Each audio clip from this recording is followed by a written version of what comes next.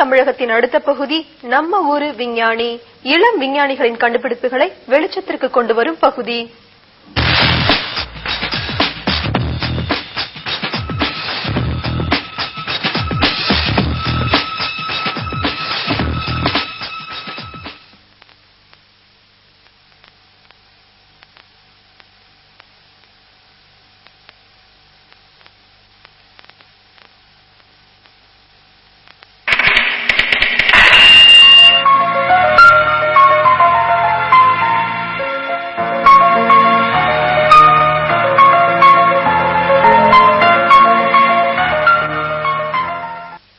அன்பு நேயர்களே, மீண்டும் உங்களை நம்ம ஊர் விஞ்ஞானி நிகழ்ச்சியில் சந்திப்பதில் எல்லையில்லா மகிழ்ச்சி அடைகிறோம். சென்ற வார நிகழ்ச்சியில் நாம் திரு சேவியர் ராஜா அவர்களை சந்தித்து அவரது கண்டுபிடிப்புகளை பற்றி நாம் கேட்டுக்கொண்டிருந்தோம். நாம் நாகர்கோவில் பக்கத்தில் உள்ள மரங்குடிப்புல பிறந்து அங்கேதான் வளர்ந்துட்டு இருக்கோம். இப்போ நியூக்ளியர் பாம்பை வச்சு நம்ம சைக்ளோன் அரெஸ்ட் பண்ணிடலாம். நியூக்ளியர் பவர் பிரேக் சைக்ளோன் சொல்லி ஒரு இன்வென்ஷன் ஃபர்ஸ்ட் எழுதுனேன். அப்ப நம்ம கவர்மெண்ட்டுக்கு எப்படியாவது பிரசன்ட் பண்ணிடணும்னு சொல்லிட்டு நான் டெல்லி போய் ராஷ்டிரபதி பவன்ல அப்துல் கலாமை போய் பார்த்தேன். அந்நிகழ்ச்சியின் தொடர்ச்சியை இப்போது காணலாம். போன நிகழ்ச்சியில போன வாரம் என்ன சொன்னீங்கன்னா, நிறைய கண்டுபிடிச்சிருக்கேன் அப்படின்னு சொன்னீங்க. ஒரு முக்கியமான கண்டுபிடிப்பை பத்தி நம்ம பேசிட்டு இருந்தோம், புயல் காற்றை எப்படி நிறுத்தலாம்னு சொல்லிட்டு. இப்ப மற்ற கண்டுபிடிப்புன்னு சொன்னீங்க, ஒரு 5 கண்டுபிடிப்புகளுக்கு பேட்டன்ட் அப்ளை பண்ணிருக்க. இதை பத்தி கொஞ்சம் விளக்கமா எடுத்து சொல்லுங்க. அதாவது எனக்கு முக்கியமாட்டு நான் ரொம்ப கஷ்டப்பட்டு பண்ணது டிஃபென்ஸ் இன்வென்ஷன் தான். அப்ப டிஃபென்ஸ் இன்வென்ஷன் நான் சிந்திக்கும் போது, பொதுவாக சிந்தனையாளருக்கு பல சிந்தனைகள் வரமில்ல, அப்படி சிந்திக்கும் போது கொஞ்சம் சேஃப்டி இன்வென்ஷன் வந்து அந்த சேஃப்டி இன்வென்ஷன் தான் எனக்கு வெப்சைட்லாம் அப் பண்ணிருக்கேன், saviourraja.comல. அதெல்லாம் டிஃபென்ஸ் இன்வென்ஷன் அதை வெளியில பண்ணல, அது வெப்சைட்ல நான் இது பண்ணக்கூடாதுன்னுட்டு டைரக்டாட்டு கவர்மெண்ட் கொடுத்துருக்கேன். கவர்மெண்ட்ல இருந்து எனக்கு நிறைய அதுக்கான தகவல் வந்திருக்கு. டிஃபென்ஸ் டிபார்ட்மெண்ட்ல இருந்தும் டிஆர்டிஓ வேற மற்றபடி நிறைய தகவல்கள் எனக்கு அதை பத்தி வந்திருக்கு. அதெல்லாம் நடவடிக்கை எடுத்தா இருக்காங்க, சும்மா இல்ல. ஆனா கொஞ்சம் நாட்கள் ஆகும். தற்சமயம் எனக்கு பேட்டன் எடுக்காண்டி டிஃபென்ஸ் டிபார்ட்மெண்ட்ல இருந்து எனக்கு பெர்மிஷன் வந்திருக்காங்க பேட்டன் எடுக்கிறதுக்கு. அதனால நான் 5 டிஃபென்ஸ் இன்வென்ஷனுக்கு பேட்டன் ரெஜிஸ்டர் பண்ணிருக்கேன். அதுல ஒன்று இசட்எக்ஸ் புல்லட். இசட்எக்ஸ் புல்லட் நான் பொதுவாக AK-47 ஒரு எக்ஸாம்பிள் சொல்லேன். AK-47 கன் எடுத்துட்டீங்கன்னா அந்த கன்ல உள்ள புல்லட் 600 மீட்டர் போகும், அதாவது 45 டிகிரில வச்சு ஃபங்க்ஷன் பண்ணும்போது. ஆனா எனக்குள்ள எக்ஸ்ட்ரா பவர் அதில் கொஞ்சம் எக்ஸ்ட்ரா ஆட் பண்ணி கூட அந்த கால்குலேஷன்ல பார்க்கும்போது கூட 165 மீட்டர் எக்ஸ்ட்ரா ரேஞ்சு கிடைக்கல. பொதுவா சாதா ஒரு கன்ல இருந்து ஒரு புல்லட் போனாக்கி ஒரே ஒரு வகையில தான் மனிதனுக்கு ஆபத்து சம் டார்கெட்டுக்கு ஆபத்து. ஆனா எனக்குள்ளது 5 வகையில ஆபத்தானது. அது ட்விஸ்ட் ஆகி போகும், ஃபர்ஸ்ட்ல ட்விஸ்ட் ஆகி போகும், ஸ்ட்ரைட்டாட்டு இது பண்ணலாம், அல்லாம போய் வெடிக்கக்கூடிய ஒரு தன்மை உள்ளது. இப்போ ஒரு முயலை ஷூட் பண்ணி உள்ளுக்க போய் அப்படியே வெடிச்சிடும். ஒருவேளை முயலை கிராஸ் பண்ணி புல்லட் போயிட்டா முயல் தப்புனாலும் தப்பிடலாம், வாய்ப்பு இருக்கு. ஆனா உள்ள போய் வெடிக்கும் போது முயல் தப்புக்கு வாய்ப்பே கிடையாது. இப்படி ரொம்ப டேஞ்சரான ஒன்று இது. நான் அதுக்குள்ள இதெல்லாம் அதாவது இன்சைடு எப்படி டெக்னாலஜி எப்படி நான் சொல்ல விரும்பல. மற்றபடி automatic particular direction changing system சொல்லி ஒன்று இது பண்ணேன். அந்த automatic particular direction changing system ருட்டரால பயன்படுத்தக்கூடிய, அதாவது சுக்கானால் பயன்படுத்தக்கூடிய இயந்திரம் எதுனாலும் சரி அதில் யூஸ் பண்ணலாம். சுக்கான சேர்ந்த அந்த ஃபங்க்ஷனிங் ஒரே மாதிரியா இருக்கும். சுக்கானால் செயல்படுத்தக்கூடிய ஒரு இயந்திரம் ஒன்லி ஏர்கிராப்ட் அல்லது மிசைல் அல்லது வேவு பார்க்கக்கூடிய விமானங்கள் அல்லது ஆள் இல்லாத போட்டு அல்லது கப்பல்கள், இப்படி கடல் வழி ஆகாய வழி இந்த ரெண்டுலயும் அதை பயன்படுத்தலாம். அந்த automatic particular direction changing system fit பண்ணக்கூடிய ஒரு இயந்திரம் ஒன்றுக்கு மேற்பட்ட டார்கெட்டை அட்டன் பண்ணிட்டு திரும்ப கரெக்டா இடத்துக்கு ரிட்டர்ன் வந்துடும். ஏகதேசம் 8000க்கு மேல உள்ள பார்ட் இந்த சிஸ்டத்துல உண்டு. ஆனா சிஸ்டம் ரொம்ப பெருசு இல்ல, சிஸ்டம் சின்னதுதான். அந்த சிஸ்டம் ஃபங்க்ஷன் ஆனாக்கி 360 டிகிரில 1 டிகிரிக்கு 4 ஒரு இன்வென்ஷன். ஆனா ரொம்ப இன்ட்ரெஸ்டிங்கான ரொம்ப சக்சஸ் ஆன 100% சக்சஸ் இல்லலாம்.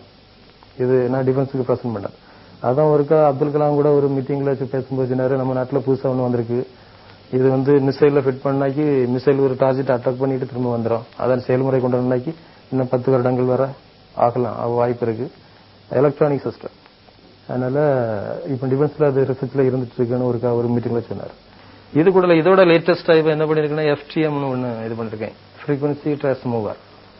இந்த பர்டிகுலர் டைரக்ஷன் சேஞ்சிங் சிஸ்டத்துல எந்த சிஸ்டத்தையும் சேர்த்துருங்களா, ஃப்ரீக்வன்சிங்கும் போது ஃப்ரீக்வன்சி எங்க இருந்தெல்லாம் ப்ரொடியூஸ் ஆகுதோ அந்த டைரக்ஷனை பார்த்து டர்ன் பண்ணக்கூடிய ஒரு ஃப்ரீக்வன்சி எங்க இருந்து வருதுங்கிறத கண்டுபிடிச்சிடலாம்.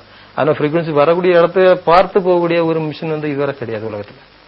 இது உண்டு. இது FTM அப்படி ஃபங்க்ஷனா இந்த ஃப்ரீக்வன்சியை அப்சர்வ் பண்ணி இந்த ஃப்ரீக்வன்சி வரக்கூடிய ப்ரொடியூஸ் ஆகக்கூடிய பிளேஸை பார்த்து இதா. பொதுவாக மிலிட்டரியில ஒரு குரூப் ஒரு பட்டாலியன் குரூப் ஒரு இடத்துல மறைந்திருக்கனாகி அவங்க கண்டிப்பா ஒரு ஃப்ரீக்வன்சி யூஸ் பண்ணிட்டு இருப்பாங்க. அதே மாதிரி கடல்ல ஒரு நேவி கப்பல் போயிட்டுன்னா அங்க கண்டிப்பா ஒரு ஃப்ரீக்வன்சி டெவலப் ஆயிட்டு இருக்கும், ஜெனரேட் ஆயிட்டு இருக்கும், ப்ரொடியூஸ் ஆயிட்டு இருக்கும். அந்த ஃப்ரீக்வன்சி வரக்கூடிய இடத்த பார்த்து ஆள் இல்லாத போட்டை வச்சு விட்டுட்டா கரெக்டா டேனாம அந்த ஃப்ரீக்வன்சி வரக்கூடிய இடத்த பார்த்து அட்டாக் பண்ணக்கூடிய ஒரு சிஸ்டம் இந்த FTM. அதுக்கு நான் இப்போ பேட்டர்ன் ரெஜிஸ்டர் பண்ணிட்டேன், அதான் இதுல சொல்றேன், இதுல சொல்ல மாட்டேன். இந்த ஃப்ரீக்வன்சி இது எனக்கு ரொம்ப ரொம்ப ரொம்ப பிடிச்சது. இதுக்கு அடுத்த லேட்டஸ்ட் ஸ்டடி நியூக்ளியர்ல இது பண்ணலாம்னு பார்த்தேன். நியூக்ளியர் டிடெக்டர் கிடையாது. நியூக்ளியர் பவர் ரொம்ப வெளில அவுட் ஆகாது. பட் நியூக்ளியர் பாம்பு இருந்தாலும் கடல் நீர்ல வச்சிருந்தா அது 1.5 மீட்டருக்கு தான் அதுக்கு அந்த ரேடியேஷன் உண்டு, அதுக்கு மேல இதாகாது. அதனால ரொம்ப பாதுகாப்பா வச்சிருப்பாங்க. அதனால நியூக்ளியர் பவர் ரொம்ப ஹைட்ல வெளியில இதாகும் அதிகம் நம்ம ஆட்டோமேட்டிக்கா அது ஃபங்க்ஷன் பண்ண வச்சிடலாம். இவ்வளவு விஷயம் சொல்லிட்டு இருக்கீங்க, விதவிதமான கண்டுபிடிப்புகள் இவ்வளவுதானா இல்ல வேற ஏதாவது இருக்கா? டிஃபென்ஸ்ல தானே? டிஃபென்ஸ்ல இன்னும் எனக்கு 3 இன்வென்ஷன் இருக்கு. அப்போ அதுல ஒண்ணு இப்ப நான் டிஃபென்ஸ் இன்வென்ஷனை பற்றி நான் பேட்டர்ன் எடுத்திருக்கேன், ரெஜிஸ்டர் பண்ணிட்டேன். அதனால அதை பற்றி உட்கருத்து சொல்லலாம். உட்கருத்து என்னன்னா, இப்போ ஒரு இடத்துல ஒரு பொருளை நம்ம பார்த்துட்டு இருக்கோம்னா, இப்ப ஆகாயத்துல ஒரு பொருள் போயிட்டு இருக்கு, ஏதோ சம் மிஷன் அல்ல ஏதோ ஒரு பறவை தான் பறந்துட்டு இருக்கு. அந்த பறவை பறந்துட்டு இருக்கிறது நமக்கு எப்படி தெரியும்? அது பறவை தானா வேற அதுதான் நமக்கு எப்படி தெரியும்? பார்த்த உடனே தெரியும். இது கொஸ்டின் இல்லைன்னு சிலர் சொல்லிடுவாங்க, ஆனா இதுதான் பெரிய கொஸ்டின். அந்த ஒரு பறவை தான் போயிட்டு இருக்குன்னு வச்சுடுமா, அது வேற ஏதோ ஒண்ணு சம் போயிட்டு இருக்குன்னா ஃபர்ஸ்ட் நம்ம பார்க்கும்போது ஏதோ கருப்பா இருக்கு நினைச்சிட்டோம் தான். ஆனா இதுல சன்லைட் ஒரு பக்கத்துல இருந்து அடிச்சிட்டு இருக்கும், அதனால அந்த இடம் கொஞ்சம் பிரைட்டா இருக்கும். அதுக்கு ஷேடோ இன்னொரு பக்கம் இருக்கும், அதுல அந்த சைடு கொஞ்சம் டார்க்கா இருக்கும். பேக்ரவுண்ட் மேகம் வேற கலரா இருக்கும், உள்ளே ப்ளூ இருக்கலாம் அல்ல ஒயிட் இருக்கலாம்.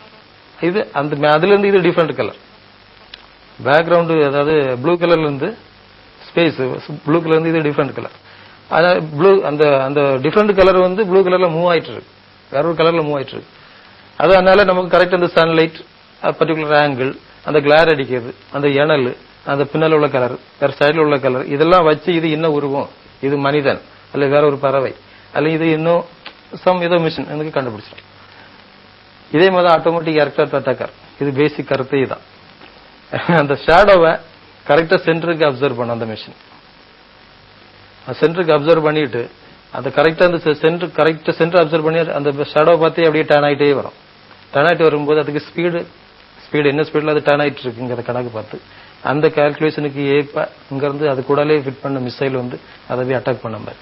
இதுதான் ஆட்டோமேட்டிக் ஏர்கிராஃப்ட் அட்டாக். இப்போ ஒவ்வொரு விஷயத்தையும் திட்டம் போட்டு செய்றீங்க, வருங்காலத்துல என்ன செய்யணும்னு திட்டம் போட்டிருக்கீங்க?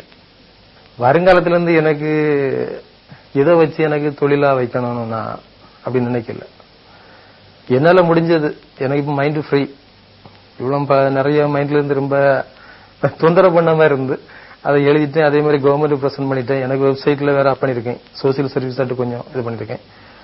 அது இல்லாம வேற டிஃபென்ஸ் சம்பந்தமானது நான் கவர்மெண்ட்டுக்கு பிரசன்ட் பண்ணிட்டேன். அது இல்லாம இதை ஏம் பண்ணி இதை வச்சு நம்ம இது பண்ணணும், ஏதாவது ஏர்ன் பண்ணணும் அப்படி திங்கிங் எனக்கு கிடையாது. எனக்கு என்னால முடிஞ்சதுன்னா நாட்டிற்கும் உலகத்திற்கும் இது பண்ணிருக்கேன், அவ்வளவுதானே தவிர இதை வச்சு இன்னும் டெவலப் பண்ணணும், இதை வச்சு நிறைய சம்பாதிக்கணும் அப்படின்னு நான் நினைக்கல.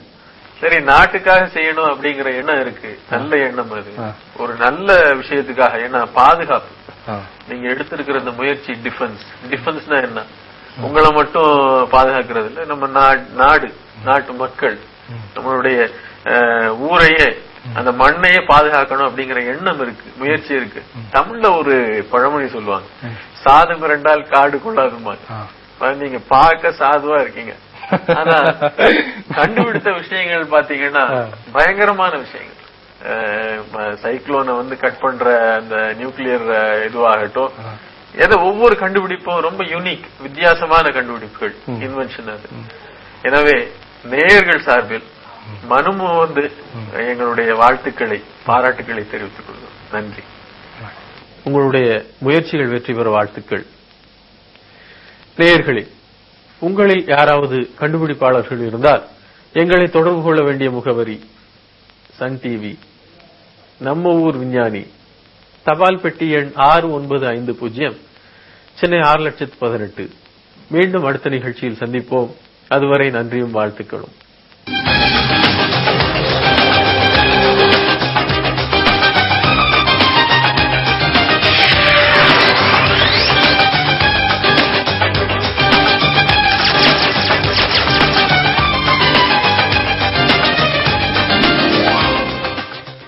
இன்றைய வணக்கம்